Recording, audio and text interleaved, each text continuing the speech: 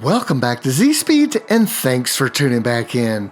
Today we will be replacing this lower engine mount to an aftermarket PRL engine mount, which will completely eliminate any type of lunging your car might have when shifting into first gear. So if you're interested in learning how to do that, just stay tuned.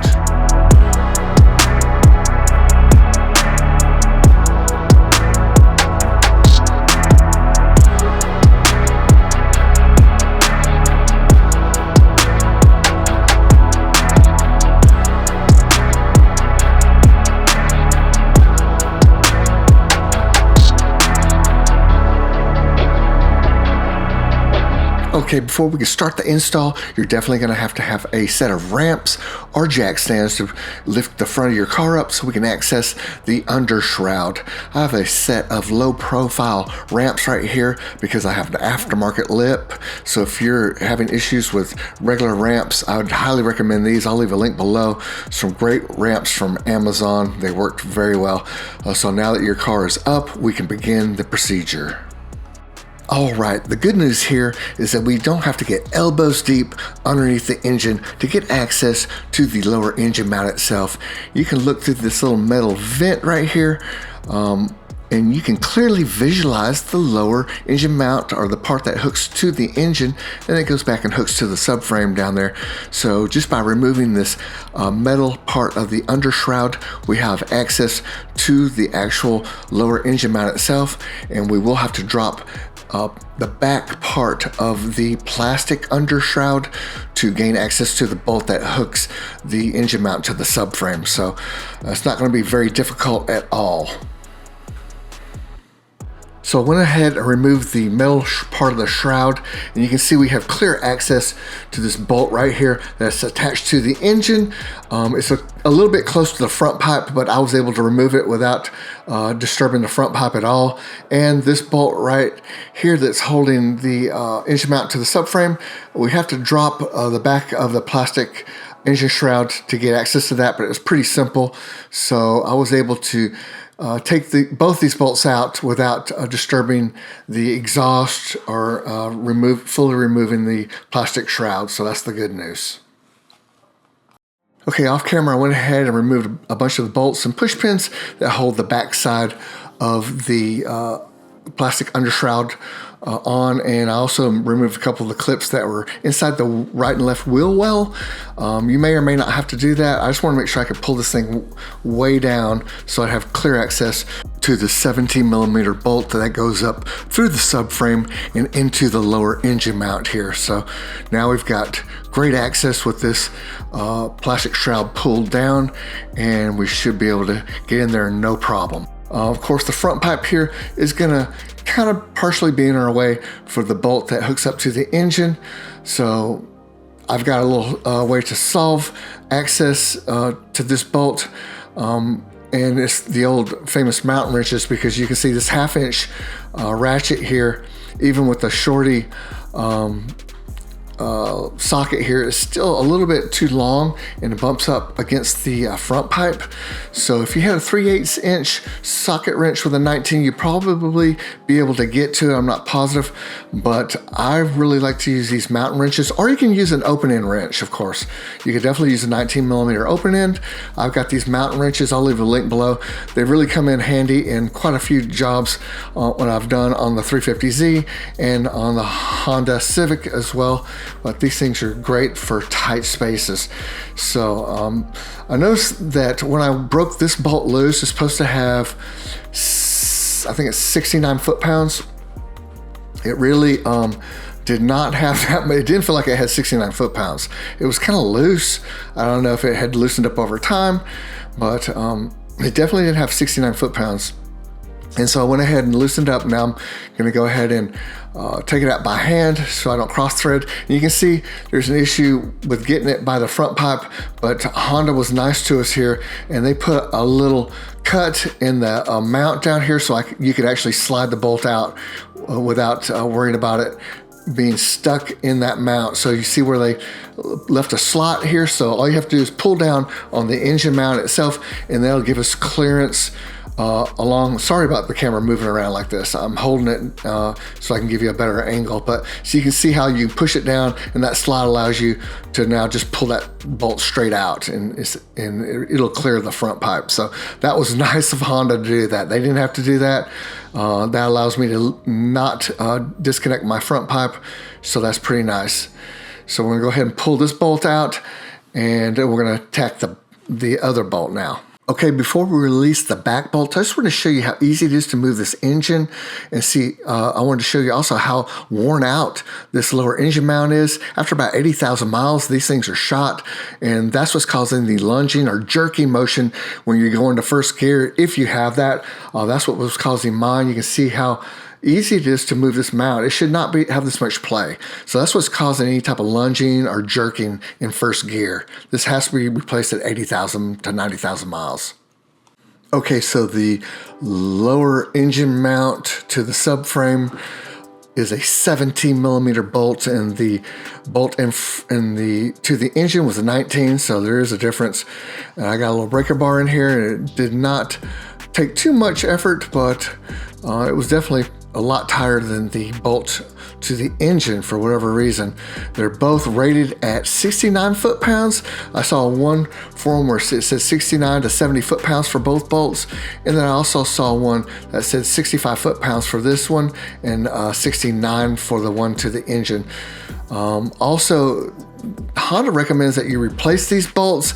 I did not replace these bolts here, but they do recommend that. So if you want to purchase a couple bolts prior to doing this job, that would be a good idea. I'll probably pick some up later and swap them out. But you can see how easy my lower engine mount slid out. Now, sometimes you may have to pry on it a little bit, but you can see mine came out relatively easy. And I'm just going to clean that area up, and we're going to get ready to mount the new PRL engine mount.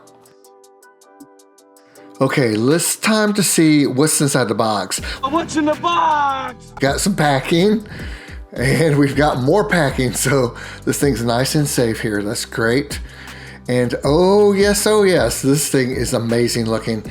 Billet aluminum body here. So the outer casing is a billet aluminum. You can see it's beautifully done, nicely polished, high integrity. Man, this thing's twice as beefy as the OEM. And now as far as the polyurethane bushings, they're actually poured into a metal sleeve. They've been allowed to cure, and then once it's cured, the whole sleeve is pressed into this billet aluminum piece. So it's cured separately into a metal sleeve and then pressed in to this body right here. Same with this end of the bushing, polyurethane poured into a sleeve, cured, and then pressed in here. And now we're talking super stable polyurethane bushings that are a lot less prone to wear than the OEM style. Much thicker. There's no air or anything in here. It's a solid mount versus the OEM, which is not quite solid. We're going to compare these in a second, but this is a solid setup, super beefy, very high quality. Definitely worth the money. It's a little pricey, like $189, somewhere around there, but far superior to OEM. Before I kind of go into a comparison, I just wanted to tell you that before I install it in the car, I'm going to use some 303 aerospace protectant. I'm not sponsored by these guys, but I like to put this protectant on anything that's plastic, rubber, or polyurethane. It really does protect those type of materials over time, and anything you can do to prolong the life of your bushings is a great idea. I'll leave a link below, but this stuff's really good. Okay, let's compare these two. You can see where the problem is here. You've got a lot of air in here. It's literally like attached with two rabbit ears. I mean, and then there's air above it and below it. There's empty space. I mean, that is, come on, that's just too weak. You need something solid like this PRL. You can see I'm moving it around with my finger. You shouldn't even be able to move that. So this end is solid. That's nice. That's what we want. A nice solid bushing. It should be that way on both ends. You can see compared to the aftermarket, that's solid as well. Also, the body here of the aftermarket PRL is a billet aluminum, much wider neck versus this cast aluminum with this thinner neck. But the main problem is just the construction of the actual bushing. It's just way too weak. It might be great for an automatic transmission, but you definitely want something like this PRL for your manual transmission, because this solid polyurethane bushing should give you a lot more stability in first and second gear compared to the OEM bushing, which is just too weak in my view for a manual transmission. So the Si should have come stock with this one, if you ask me. So let's go ahead and get this bad boy bolted up and give it a little test run. Okay, so remember, we got a lot of flexibility with the engine, so we can move the engine around front to back if we need to. You want the PRL logo facing in a readable fashion here, not upside down. So make sure that also that you get any dirt or dust and debris off of that area where the mount's going to be sliding into. You don't want to get hung up because of dirt and debris. You can see I kind of just slid it in here and it got kind of hung up. So I'm going to pull it back out here in a second and, you know, work with it a little bit. Hopefully you will not need to use like a rubber mallet or anything. I didn't need to. I was able to slide it in after I pull it back out and just kind of readjusted it. So, you know, take your time, go slow, and it should slide in pretty easily. Worst case scenario, you could use a rubber mallet. I don't think you'll need to. I really don't. I was able to push it in by hand. You can see I've got it in here. I started kind of pounding on a little bit, and you can see once I move the engine forward a little bit, it slid right in. So that's your key here, is just moving your engine forward or backward a little bit. I kind of overshot when I pushed it in. You can see it's kind of sliding all around in there now. So you just want to get the bolt holes lined up. So you can see now I've got it perfectly lined up, and now we're ready to place the bolts in. Okay, as far as bolt placement goes, we're going to go with the engine mount to the engine first, and then secondary to the subframe. So the problem is the front pipe. We have to clear that. We have to be able to pull down the engine mount. So you want to be able to do that without having anything hooked to the subframe, which I did off camera. I loosely placed this bolt in, so I'm going to pull it back out. That's where I found out I went wrong. You want to leave that bolt out completely and then mount this bolt to the engine first, because you need to clear that front pipe and you have to pull the mount down to get it past the front pipe. And now we've got that bolt in there loosely. I don't have it in there very tight, and now I can go ahead and hand thread the subframe to the lower engine mount secondary. So that's the order in which we need to thread these bolts in. And of course, I like to do everything by hand. I highly recommend that you make sure that everything is threaded in by hand loosely, so that you know for sure you're not going to cross thread. You definitely don't want to cross thread these bolts. And the only way to make sure that you're not going to do that is to make sure that everything goes in by hand nice and easy. Once I've got them going here, I know that everything's okay. Now I can start using my wrenches. Now, because of the front pipe, we're going to have clearance issues with this bolt as far as tightening it up goes. So that's why I'm using this mountain wrench here. It's really great for tight spaces. Of course, if you don't have mountain wrenches, you can use an opening wrench. It'll just take you a little bit longer.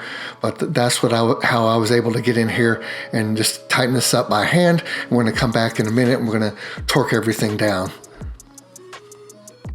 Okay, once we're all snugged up, you should be able to see the tip of the bolt protruding from the engine mount brace right here. So see the tip right here? This is exactly what it should look like if you've not cross-threaded anything. It should just slightly stick out right here. And now we're ready to go ahead and torque this down to 69 foot-pounds. That's a 19 millimeter bolt right there, remember that? And I've already slid the 17 millimeter bolt in through the subframe and into the mount itself. So all we have to do is torque that one down as well. So I'm gonna go ahead and get my standard 1/2 inch torque wrench out here with my 17 millimeter socket, and I'm going to go ahead and torque this one down to 69 foot-pounds. So this is really easy to access, obviously, because we're not worried about clearance from the front pipe like we are with the other bolt. So this is very simple to go ahead and snug down to 69 foot-pounds. So you can see I've just about got it right here. Click.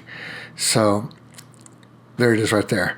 So that's snugged up, and we're gonna have to do something a little bit different to torque down the 19 millimeter. to the engine mount, and I'll show you that next. So when it comes to working in tight spaces in the engine bay, a 3/4 inch torque wrench is going to be a lot easier for you to maneuver around and get into tight spaces.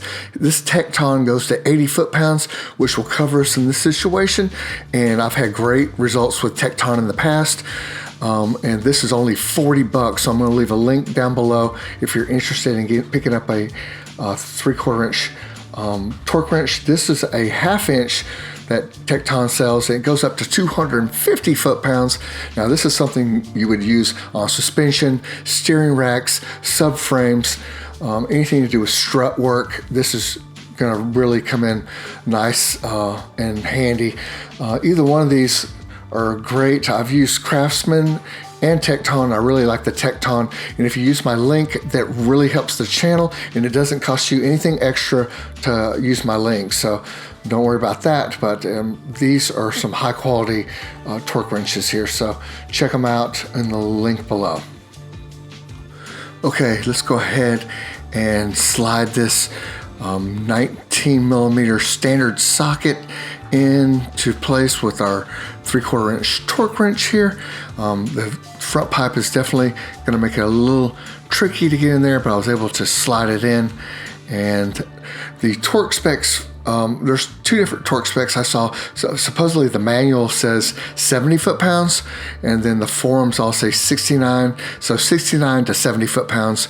I'm going to use 69 here, but you know, use whichever torque spec you want. 69s or 70. You should be fine with either one. And you can see I've finally got it torqued down. Now, it was a little tricky getting this thing loose from underneath the front pipe. I had to kind of struggle with it for a little bit. I had to kind of push up on the front pipe to give me a little space to get it loose, but I was able to get it loose. So you may get it snagged in there and maybe a little difficult to remove, but I was finally able to get it done. I got one last tip for you as far as these little plastic push pins. It's great to have a set from Honda. These are the standard Honda push pins for most of your plastic undershroud work and your fender liner, stuff like that. It's always great to have a fresh bag of these when you're doing a lot of work on these plastic parts, because these things break really easily and you just don't have to worry about babying them when you're taking them out. You just put a new one in. I'll leave a link below. I think they're pretty cheap. Just wanted you to understand one last time why this newer engine mount is so much better than the OEM, because look how flexible this is just with a screwdriver. You can imagine the torque from the engine and your clutch on this thing. That's what's causing that wheel hop. It's just way too flexible. I'm not sure if it's because it's worn out or if it comes from the factory already this flexible, but I picked this car up used, so I didn't really have a chance to check it out when it was brand new, but this is just way too much flex here. So now we're going to go over what you should expect with your new engine mount. So one thing you're going to notice is with your cold starts, after you first install this, for about the first 3 to 4 days, you'll have a little bit of vibration in the brake pedal area. So you'll notice when you put your foot on the brake that you'll feel a little more vibration than you did previously. It wasn't anything really catastrophic. It was just a little bit more vibration, and it did pretty much disappear after about 4 days. I didn't even notice anything anymore, so I think it loosened up just a little bit. But yeah, that was the first thing I noticed on cold starts. Nothing crazy, but definitely a little bit of vibration because of the stiff mount. Okay, time for a cold start.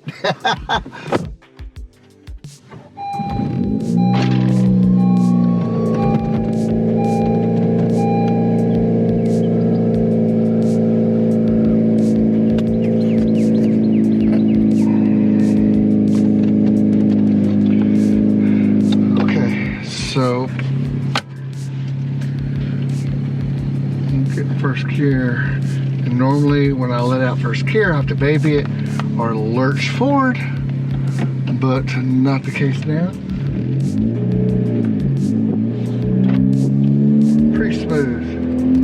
I mean, second gear and third were never really an issue, but first gear is definitely basically lurch free. I'd have to say maybe just a little bit of a hop. Let's try it again. Nothing compared to what it was. Not even a little bit. So completely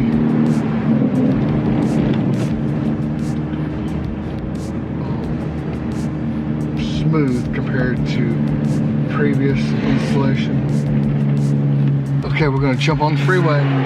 Here we go, baby.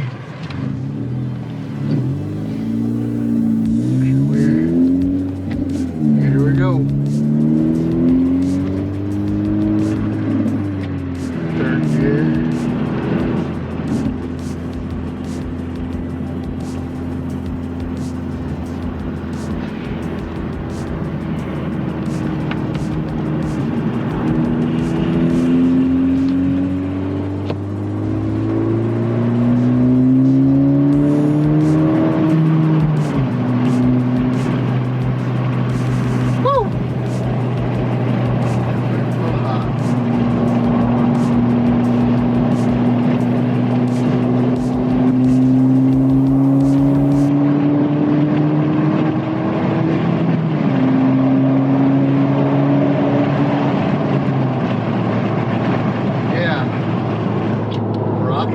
Baby, super stable.